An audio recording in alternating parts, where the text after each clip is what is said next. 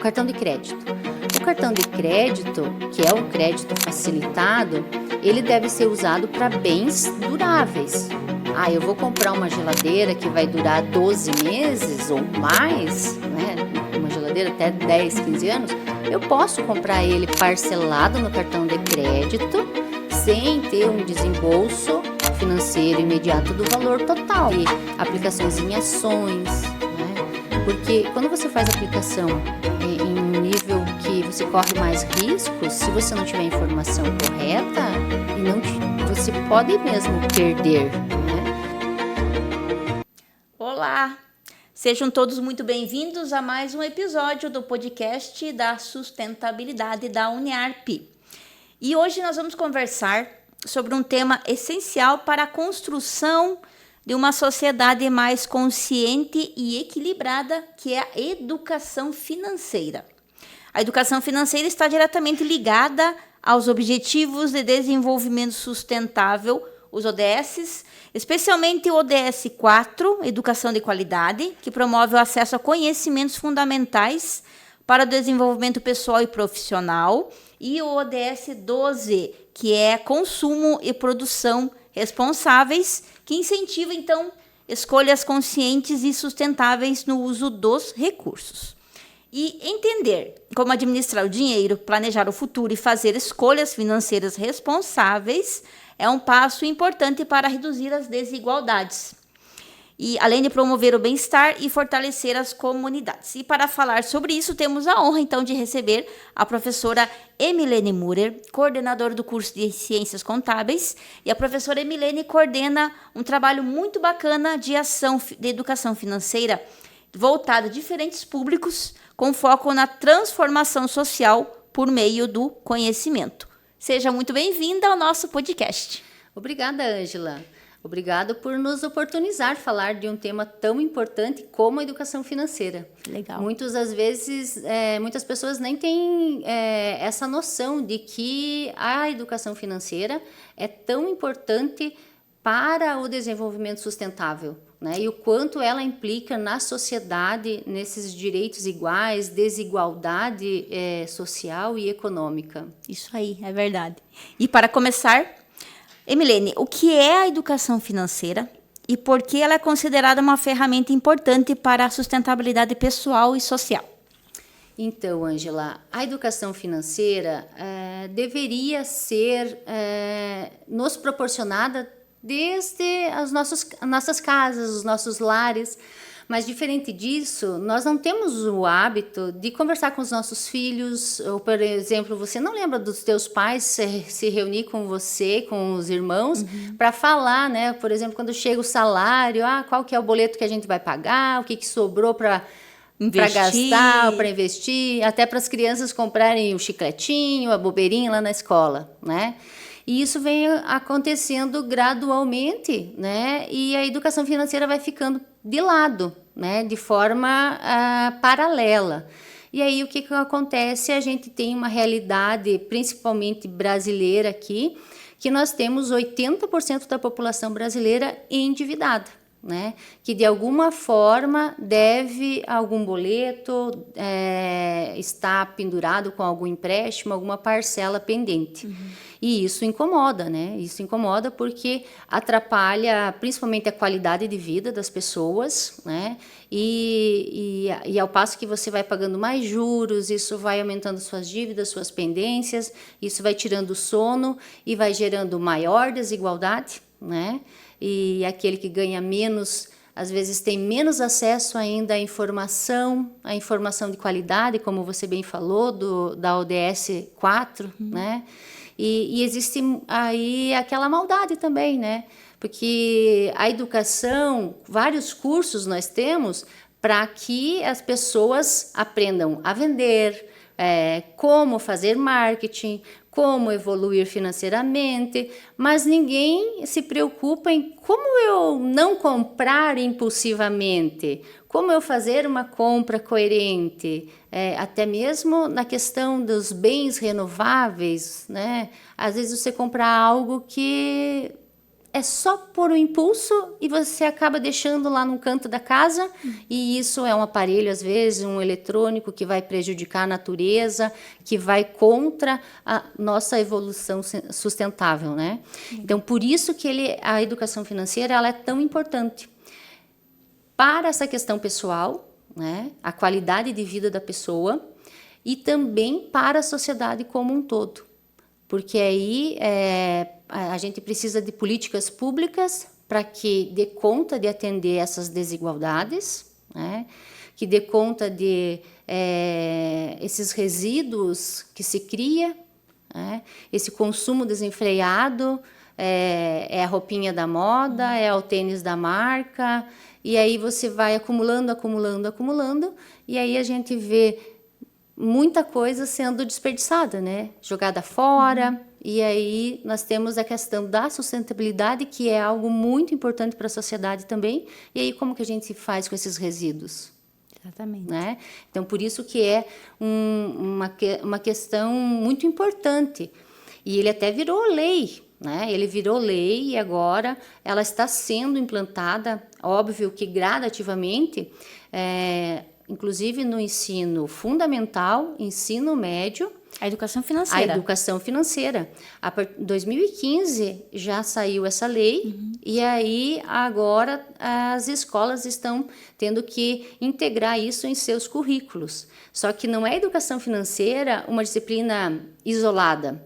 O professor de português tem que incluir educação financeira no componente curricular de português. Educação financeira não é para o professor de matemática, porque as pessoas precisam associar que educação financeira não é só números. Educação financeira está ligada no dia a dia, no cotidiano, né? E aí a gente se depara com alguns problemas, porque aí nós precisamos preparar esses docentes, esses professores, para inserir isso de forma pedagógica, né? Que todos entendam. Que todos entendam. Por isso que aí a gente entra, né, com essa nossa colaboração com a sociedade através do NAF, que é o convênio que a gente tem com a Receita Federal. O que é o NAF? O NAF, então, é o Núcleo de Apoio Contábil e Fiscal, que atende as pessoas, então, em situação de vulnerabilidade. E por meio do NAF, então, você está realizando até desde o ano passado, não, já faz mais tempo, né? Já. Palestras, ações em escolas, empresas, em entidades como o CRAS. Fala um pouquinho para a gente disso aí. Exatamente. Através do NAF, desse convênio, com o curso de Ciências Contábeis, aí a gente tem o Estúdio de Finanças no próprio curso, e aí a gente sai, então, fazendo essa educação de qualidade através, e chega na população que precisa disso. Então, em CIPAT, a gente vai e fala sobre saúde financeira, que aí a gente atende as empresas, o pessoal de chão de fábrica. No CRAS, né? Estive há pouco no CRAS aqui falando com um grupo de pessoas que recebem Bolsa Família. Então, a questão dos benefícios, Bolsa Família, por exemplo, no CRAS, eles precisam fazer um acompanhamento para que a pessoa saia desta situação de vulnerabilidade. E para que ela saia dessa situação, ela precisa entender, ela precisa ter conhecimento. Como usar o dinheiro de uma maneira responsável, Responsável, né? Exatamente. E para que ela não precise mais disso. Né? Depender, então, né? Para que é ela uma ajuda possa... temporária, né? Na isso, verdade. É uma ajuda temporária, exatamente. Nós fazemos isso também, então, nas escolas, né? Ensino médio, ensino fundamental. Fazemos essas parcerias com os próprios diretores das escolas estaduais, através de metodologias que sejam atrativas, né? Para os jovens, Para os jovens. Então, através de gamificação, de gincanas, falando sobre o que é o tributo, como que você traduz isso para a vida financeira, e principalmente, né, os jovens, né, que começam a consumir, muitos já fazem menor aprendiz, já têm o seu salário, já começam com suas economias. Então, a gente ajuda e auxilia nesses espaços, para que isso possa ir transformando, né? Que vem a calhar com um grande projeto da Receita Federal, que é a cidadania fiscal, que vem de encontro, então, com as nossas ODSs também, que é essa questão da sustentabilidade, do consumo consciente, para que a gente tenha uma sociedade melhor para os que vêm depois de nós, e para nós, né, que ainda temos muito tempo aí para aproveitar a nossa vida. Tá certo. E por exemplo, deve ter dúvidas, né? Os jovens, as empresas, enfim, por exemplo, porque você tem uma conta lá num banco digital. Para você ter um empréstimo, acesso ao empréstimo é muito rápido e muito fácil. E também se torna muito perigoso, porque você acaba, às vezes, pegando um empréstimo para pagar o empréstimo. Exatamente. Daí acaba se tornando uma bola de neve, tão perigoso quanto o cartão de crédito. Quais são as questões que são levantadas aí e como que você devolve, né, essas informações sobre esses assuntos relacionados, principalmente ao empréstimo, que é tão fácil obter, mas às vezes é tão difícil para pagar. Exatamente, Ângela. A questão, eu vinculo isso justamente à mídia, né? Como nós hoje, todos, né, independente do nível social, estamos vulneráveis ao que a mídia nos vende, né? Ao que a mídia social, né? Há pouco estamos com o Morango do Amor, né? É um exemplo bem, né? Porque uma pessoa, youtuber, influenciador, falou bem de algo, então isso se torna uma necessidade para a população. E às vezes é aí que acontece então os golpes e também por causa da falta de informação, as pessoas menos informadas. E aí a questão a gente pode vincular isso diretamente ao crédito pessoal. Como é facilitado o crédito pessoal? Então, a pessoa liga, faz uma ligação para um aposentado, por exemplo. Dinheiro fácil, né? Dinheiro fácil, a pessoa se ilude e a pessoa que está lá do outro lado tem uma barganha, uma conversa, ela está preparada para que a pessoa do outro lado sinta a necessidade, né? Aí um desejo se torna uma necessidade. A pessoa nem precisava trocar de carro, mas isso se torna necessário. Então, essas pegadinhas é que a gente tenta levar para eles e tenta mostrar justamente essa questão. Como o juro composto endivida as pessoas, então, se eu guardo isso, se eu faço uma economia desde pequeno, guardar um pouquinho todo mês, isso, ver o resultado lá na frente, né? Mas aí é o nosso grande desafio, porque como você vai falar para um jovem que está entrando no mercado de trabalho, recebendo o seu primeiro dinheirinho, né? Fazer ele compreender de que não é tudo só prazeres, mas que tem o outro lado da moeda, né? É complicado, porque ele quer desfrutar disso. Quer ter as coisas, quer né? ter as muito coisas. Agora está muito em alta, e a gente precisa se mimar, não é isso? Né? Porque eu trabalho o mês inteiro, eu dou duro, né? Então eu preciso me mimar. Tá, a que custo isso, né? Então esse é o grande problema. Porque é uma felicidade momentânea, né? E daí, mês que vem, chega a fatura, chega a cobrança, e aí dá aquele desespero, né? E tem muitas questões que prejudicam essas questões de apostas, esses financiamentos facilitados, crédito pessoal, é um mundo inteiro que joga em cima das pessoas. E é muito importante, eu acho que esse trabalho que você está fazendo com a equipe toda, de levar para as pessoas menos favorecidas, que têm menos acesso à informação, essa informação real, porque na internet tem de tudo. E você está levando a informação correta para as pessoas, né? Isso é muito importante. Eu acho que a gente tem que cumprir com o nosso papel social, né? Enquanto universidade, a gente levar isso para a nossa comunidade, essa verdade, porque é uma verdade. Temos vários cursos que ensinam e ajudam você a vender algo, né? E quando você para ver o que temos de cursos que ensina você a crescer financeiramente, a você cuidar do seu dinheiro, a gente tem algo muito reduzido. E até por falta de procura, nossa mesmo, né? A gente está vivendo um momento inverso. O que dá mídia é o acidente, é coisa ruim, é coisa feia, né? E não a coisa bonita. Então, às vezes, isso prejudica muito na questão diária, do dia a dia. Né? Mas essa informação, às vezes, chegando na hora certa, muda a vida das pessoas, né? Muda. A gente tem visto cada exemplo, cada situação assim. E quando você fala de uma forma didática, porque você vai falar com o jovem, você tem que ter uma linguagem. Você vai falar com as pessoas lá do chão de fábrica, que são pessoas mais idosas, é outra linguagem. Então, isso facilita o nosso acesso, né? A gente até costuma dizer, não é palestra, você vai lá fazer uma conversa, porque se você já leva o título lá, planejamento financeiro, o pessoal já vai dizer, o que é isso, né? Eu não quero saber disso e tal, porque a gente até tem esse receio, ninguém quer falar que está endividado ou que está devendo para alguém, né? Isso é um tabu, né? Ninguém quer passar essa vergonha, digamos assim, e é aí que mora o perigo. Aí as pessoas, por esse medo, por essa vergonha, não procuram ajuda, né? Porque o dinheiro, ele pode ser um aliado na vida da pessoa, né? Ele só saber usar de maneira coerente e responsável. Exatamente. São exemplos que a gente dá. Por exemplo, o cartão de crédito. O cartão de crédito, que é um crédito facilitado, ele deve ser usado para bens duráveis. Eu vou comprar uma geladeira que vai durar 12 meses ou mais, né? Uma geladeira até 10, 15 anos. Eu posso comprar ele parcelado no cartão de crédito, sem ter um desembolso financeiro imediato do valor total. Mas eu não posso, por exemplo, comprar um medicamento que eu faço uso contínuo. A gente tem as redes de farmácia que fazem 10 vezes.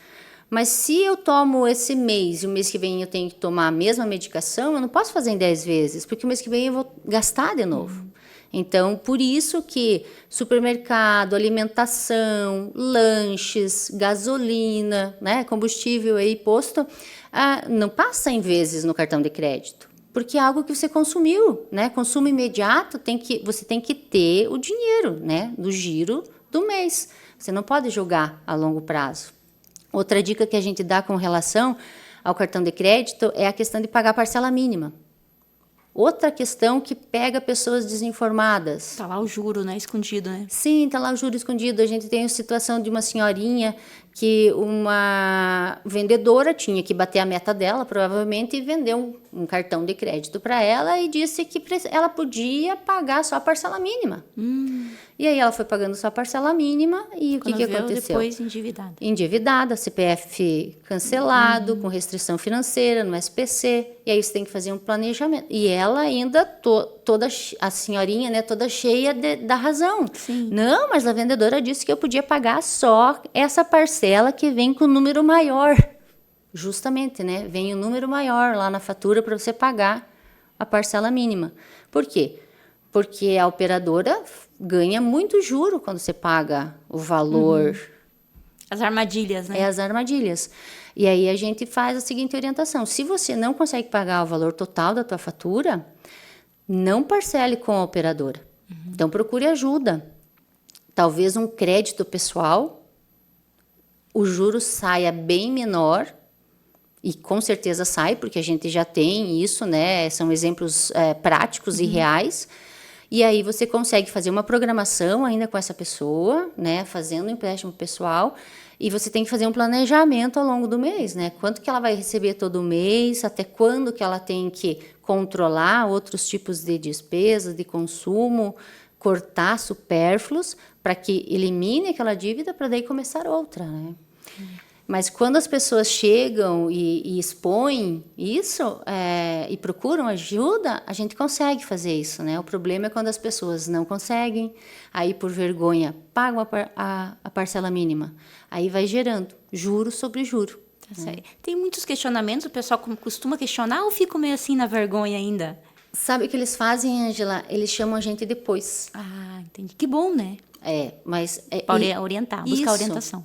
Quando eles sentem segurança na gente, e aí nós sempre deixamos o nosso contato do WhatsApp, o contato do NAF, alguns vêm, né, pessoalmente, depois falar, alguns, mesmo depois da conversa, chamam a gente no particular, expõem algum problema que estão passando, aí a gente chama para uma conversa, programa, né, e faz a orientação. E o NAF está à disposição aqui para atender o nosso público, né? Quem tiver dúvida pode vir até aqui nos visitar e tem toda a equipe para ajudar, é isso, né? Exatamente. Nós temos, além da nossa equipe interna da Uniarp, que a gente tem a monitora que fica todas as tardes aqui, nós temos os alunos, os acadêmicos, os professores, nós também contamos com uma rede de parceiros, né? Então, a gente tem parcerias que nos ajudam, né? Justamente nessa questão financeira, que entendem, né? Porque cada um tem uma especificidade, né?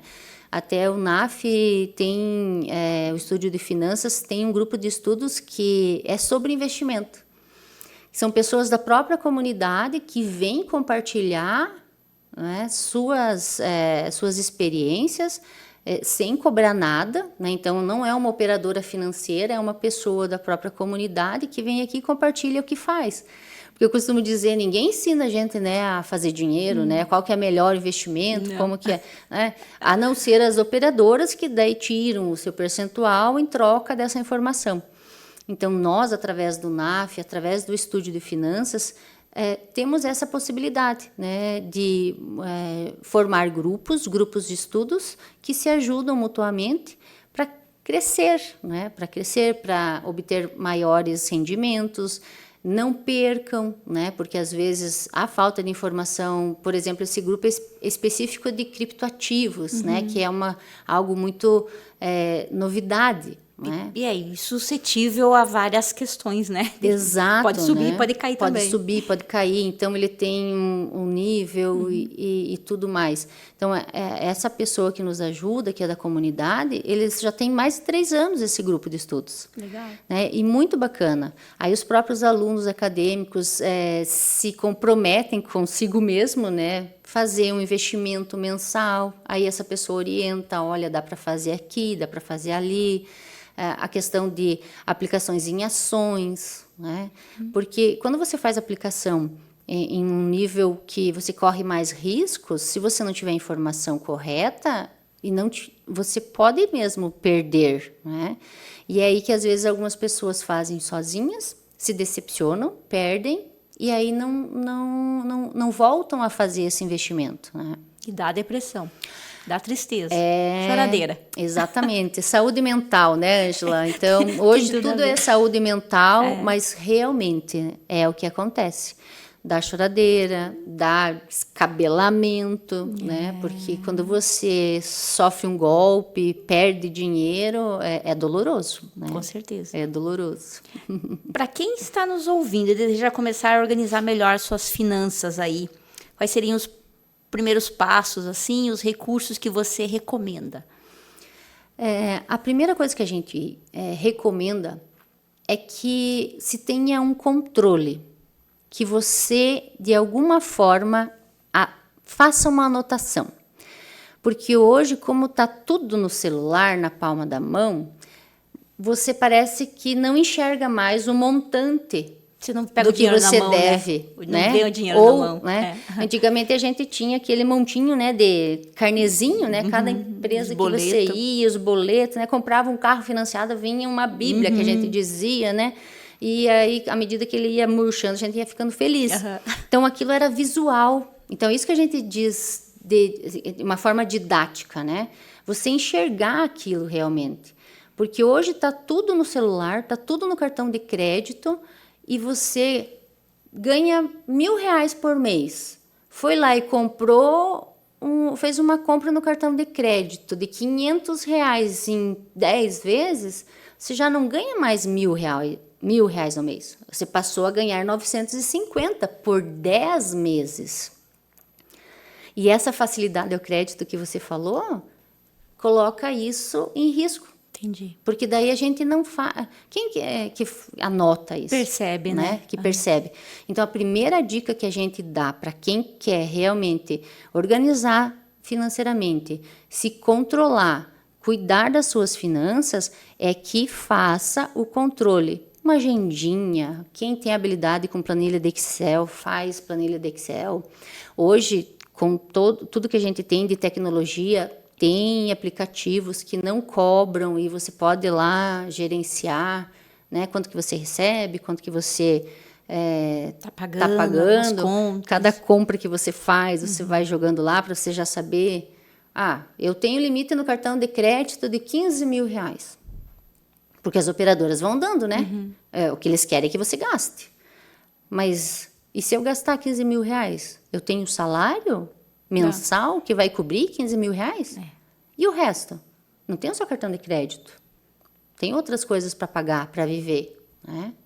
E também as emergências, urgências, o carro quebrou, alguma doença, alguma coisa, enfim, a surpresa do dia a dia, né? Exato, Ângela.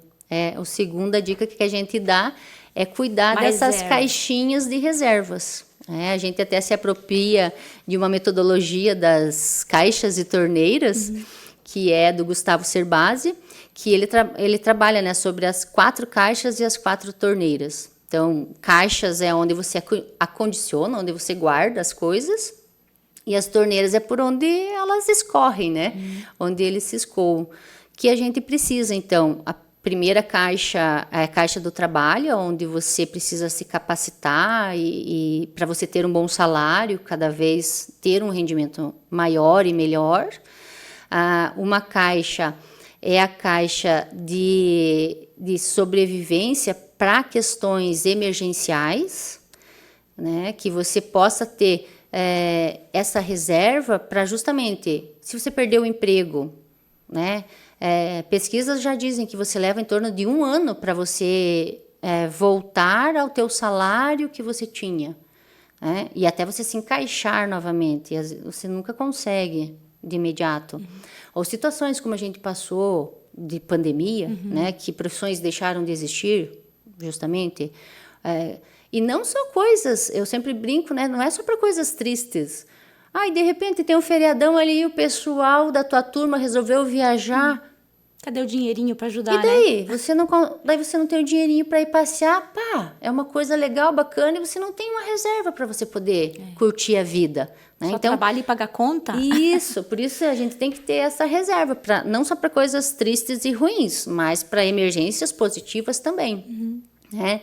A outra reserva seria a reserva para o futuro. Né? Todo mundo fala em aposentadoria, então a gente sempre vai ter a previdência. Hoje o maior tributo de qualquer empresa é a previdência. Então, a única coisa é que hoje você tem que se fazer a seguinte pergunta: você sobrevive com salário mínimo hoje? Né? Porque essa vai ser a aposentadoria, né? Para todo mundo. Essa é a aposentadoria global. Então, você tem que saber o que você... no passar dos anos, quando você não tem mais força, não consegue mais trabalhar a mesma quantidade para deixar a tua primeira caixinha cheia, né? A tua reserva, como é que tá, né?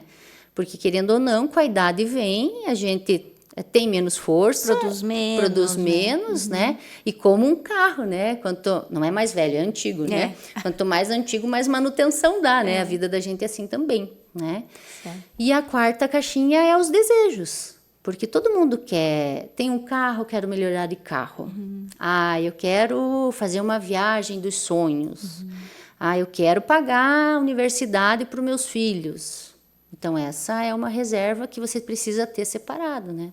Então, essas são as principais dicas que a gente dá quando a gente vai conversar com diferentes públicos e na proporção, né, de cada realidade que a gente está trabalhando. Se a gente vai estar falando com o pessoal do CRAS, a gente fala nessa linguagem mais acessível, mas da mesma forma, todo mundo tem sonhos, todo mundo vai se aposentar um dia.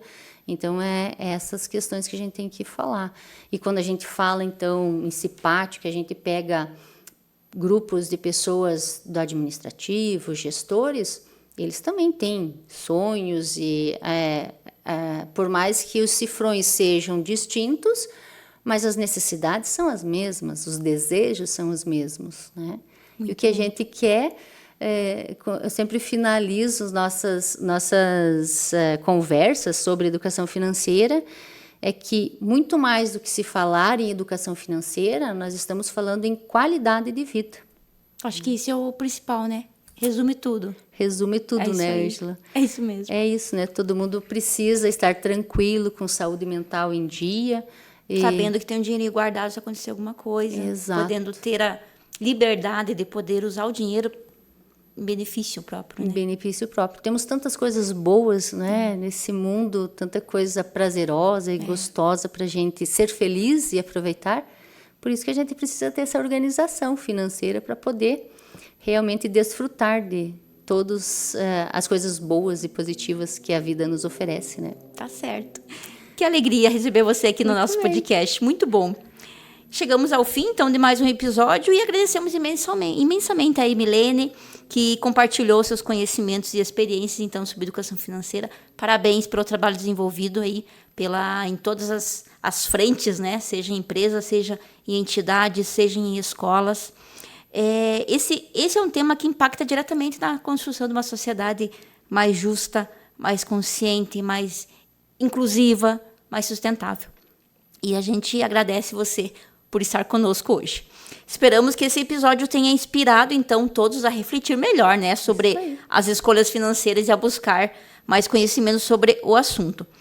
Sempre a gente tem que lembrar, pequenas mudanças podem gerar grandes transformações. Então, tem a tua caixinha guardadinha lá, né? Guarda um dinheirinho lá para você, tanto para emergência quanto para aproveitar a vida. Exatamente, Ângela. A gente fica muito grato, né, pela oportunidade de poder compartilhar esse trabalho tão maravilhoso que a Uniarp faz para a comunidade e deixar aberto aí para quem nos escuta através desse podcast que o NAF está aberto para qualquer pessoa de forma gratuita, né, prestando esse serviço à comunidade.